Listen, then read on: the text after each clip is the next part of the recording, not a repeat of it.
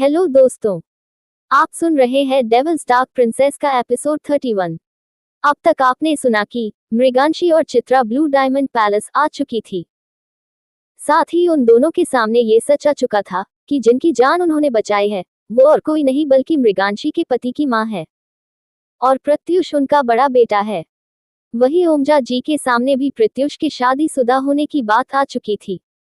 अब आगे ओमजा जी के मुंह से अपनी बहन जैसी दोस्त के बारे में ऐसी घिनौनी बातें सुनकर चित्रा के सब्र ने जवाब दे दिया और उसने बिना कुछ सोचे समझे हल्के गुस्से से कहा, बस हो गया आंटी जी। आप ऐसे कैसे मृगांशी को इतनी गंदी बात बोल सकती है? उसने आपके बेटे को नहीं फंसाया, ये सिर्फ आपकी एक गलतफहमी है। तो आप प्लीज मेरी दोस्त के लिए ऐसे गंदे शब्द तो ना बोले। इतना बोल चित्रा आगे बोलने वाली थी कि अचानक मृगांशी ने उसे आगे बोलने से रोक दिया। मृगांशी ने चित्रा का हाथ काफी जोर से दबाया ताकि वो आगे कुछ और ना बोल पाए। वही मृगांशी अब काफी डरी हुई लग रही थी। वो नहीं चाहती थी कि ये सच प्रत्युष की मां के सामने आए कि उनके बेटे की पत्नी वही है। इसका एक बहुत बड़ा रीजन था। शादी के वक्त प्रत्युष ने मृगांशी से साफ कहा था कि वो कभी भी मृगांशी को दुनिया के सामने अपनी बीवी होने का हक नहीं देगा। वो कभी उसे अपनी वाइफ एक्सेप्ट नहीं करेगा। इसीलिए उसकी और प्रत्युष की शादी का राज ही रहना चाहिए। ये सच कभी किसी के सामने नहीं आना चाहिए। ये सब सोचकर ही मृगांशी को काफी घबराहट हो रही थी। उसे आगे वाले तूफान की आवाज सुनाई दे रही थी। वही एक और झटका सभी घर वालों को लग चुका था। अभी तक सब प्रत्युष को अपनी आंखें फाड़े देख रहे थे, लेकिन चित्रा की मेहरबानी से अब सब मृगांशी को अपनी आंखें फाड़े हैरानी से देखने लगे। रिद्धि जी को तो कुछ समझ ही नहीं आ रहा था। वो समझ ही नहीं पा रही थी कि प्रत्युष ने यूं अपनी मां को बिना बताए शादी कैसे कर ली। वही ऋषभ इन विकल्प के दिमाग का तो फ्यूज ही उड़ गया था। उन दोनों का चेहरा देखने लायक था। विकल्प को तो जरा भी अंदाजा नहीं था कि जिस लड़की की हेल्प करने के इरादे से वो उसे घर लेकर आया है वो उसी के बड़े भाई की बीवी है। वही ऋषभ के दिमाग का ख्याल इससे कुछ ज्यादा अलग नहीं था। उसके दिमाग में भी यही सब चल रहा था कि जिन लड़कियों ने उनकी जान बचाई, एक नहीं बल्कि दो बार, उन लड़कियों का हमसे कोई रिश्ता है। ये सब चीजें एक के बाद एक सबके सामने आई जिससे सबका दिमाग हैंग हो गया। एक दिन के लिए इतना झटका काफी था घर वालों के लिए। वही प्रत्युष को अब काफी गुस्सा आ रहा था। इतनी देर से वो सबकी बकवास सुन रहा था और इतने सालों में प्रत्युष ने खुद को ऐसा बना लिया था जैसे उसे किसी के इमोशन से कोई फर्क ही नहीं पड़ता। कोई उसके बारे में कुछ भी सोचे, वो किसी को भी अपने किए गए एक्शंस के जवाब देना जरूरी ही नहीं समझता। और इन सब के एक के बाद एक सवाल सुनकर उसके गुस्से का लेवल धीरे धीरे ऊपर जा रहा था।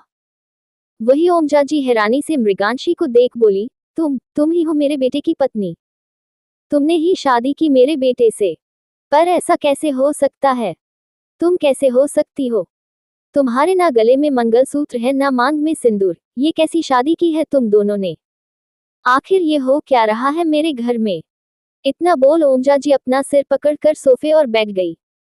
तभी अचानक हॉल में फोन बजने की आवाज गूंज गई, जो आवाज सुनकर सबका ध्यान एक साथ मृदुल पर चला गया, क्योंकि मृदुल का फोन बज रहा था।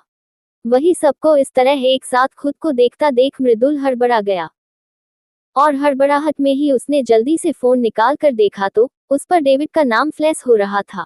डेविड का कॉल देखकर मृदुल ने मुंह बनाते हुए अपने मन में कहा, साला कालिदास के मरे हुए बेटे का आखिरी चिराग, तुझे तो मैं बुझाऊंगा।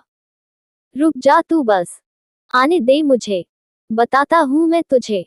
इतना बोल वो अजीब तरह से सबको देखते हुए कॉल उठाता है।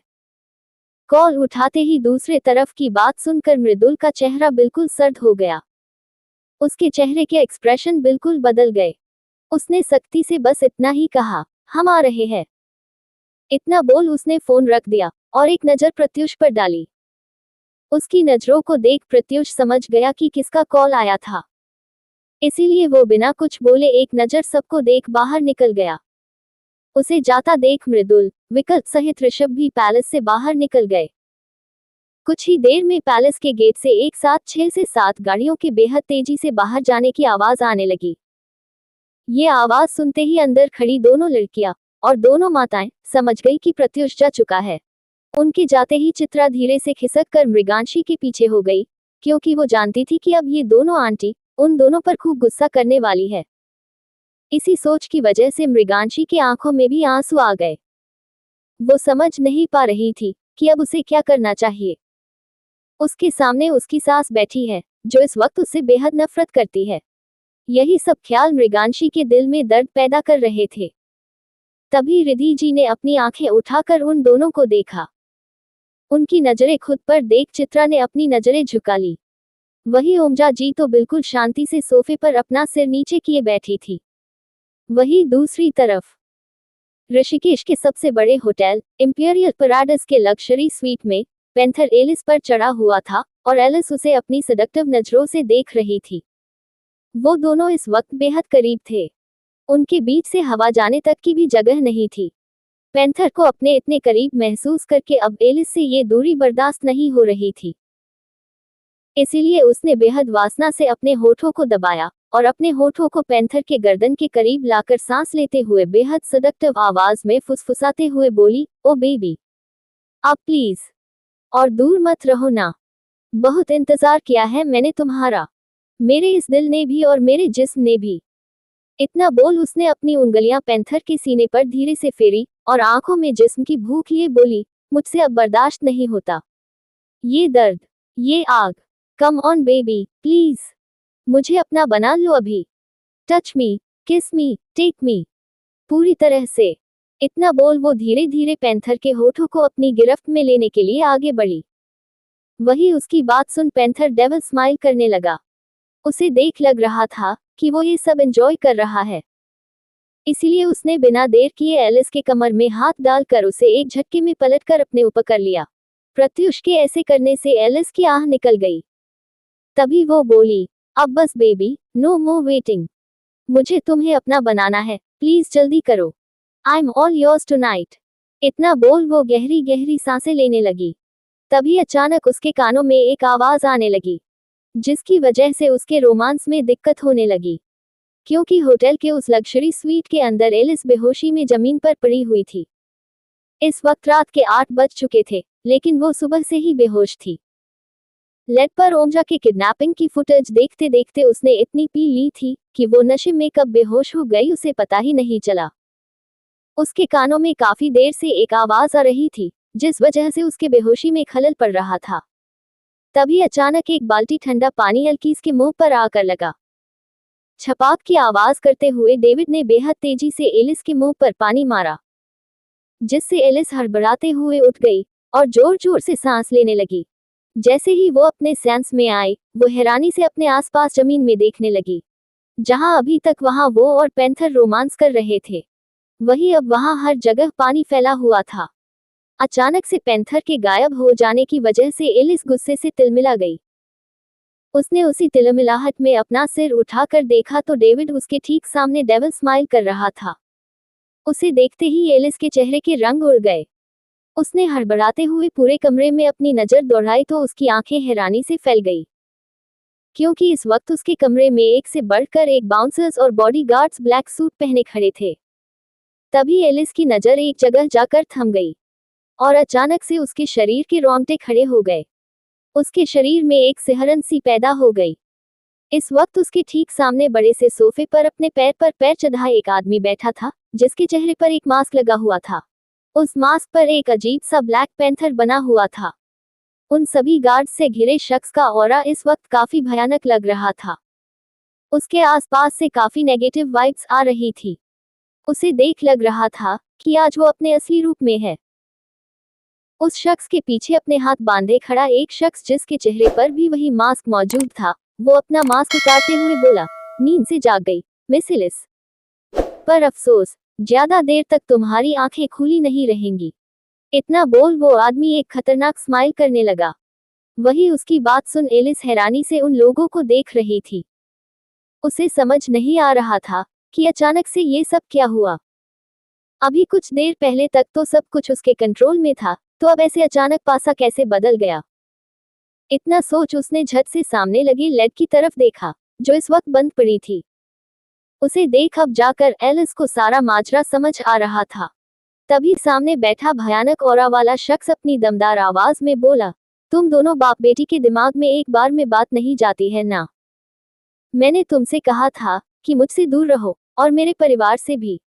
फिर मेरे ऑर्डर को ना मानने की हिम्मत कैसे हुई तुम्हारी? इतना बोल वो अचानक जोर से चीखते हुए बोला, आखिर कैसे हुई हिम्मत मेरे परिवार को हाथ लगाने की? ये सब करने से पहले अपने अंजाम के बारे में नहीं सोचा तुमने? आखिर क्या सोचकर किया तुमने ये सब? बेहुदा लड़की। इतना बोल वो शख्स अपना मास्क उतार कर सामने की टेबल पर रख दिया। उसका मास्क उतरते ही सामने खड़े गार्ड्स सहित मृदुल और डेविड ने भी अपने सिर झुका लिए। पैंथर का औदा और उसका औरा था ही इतना ऊपर और खतरनाक, जो सबको उसके सामने सिर झुकाने पर मजबूर कर देता है।